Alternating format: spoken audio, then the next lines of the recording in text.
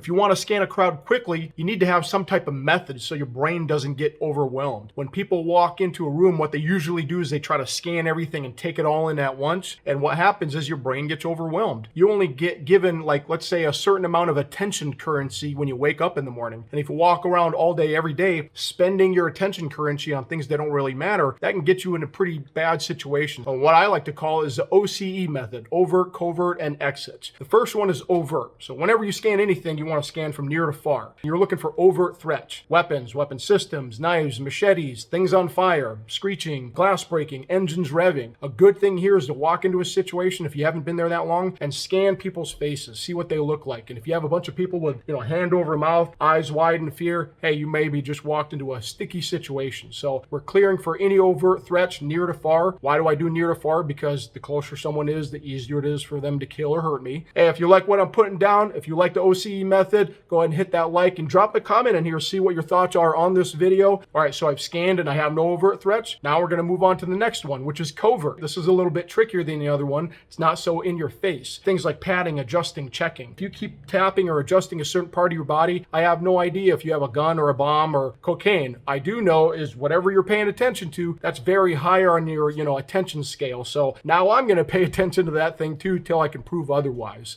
Look for people's attention when you walk in a room. Look, everybody should maybe acknowledge you when you walk in a room. Maybe the bell on the door rings. They all kind of look in your direction. But what should everybody pretty much do? Go back to what they were doing before you walked in the door, right? Except for the 2 or 3 individuals in the back who all of a sudden their attention lingers just a little bit longer on you, or maybe it stays on you. Hey, guess what, brother? You have my full attention. Player 2 has entered the field. And finally, the last thing being exits. Everyone's like, oh, okay, everyone says watch for the exits. Yeah, again, everybody does say that, and everybody sort of does a good job of it, but everyone stops. When they figure out where an exit is, they stop there. You got a couple more questions you need to ask yourself, like, what type of exit is it? How does it operate? Do the doors swing out? Do the doors swing in? Is it a bar door? How would I barricade this door? Okay, if I had to barricade this door, how would I do it? Are there heavy objects around? Can I whip my belt off and just jam it in that thing to jam it? All good questions you ask yourself. When it comes to the barricade, you don't want to barricade something so hard that you can't get out of it yourself. Think about that. If you barricade, you got to make sure, hey, if I have to get out of here, like a fire or a shooter walks in here, how am I going to get these people out of my barricade? And the final one, this is the best thing you can do when you walk into any situation.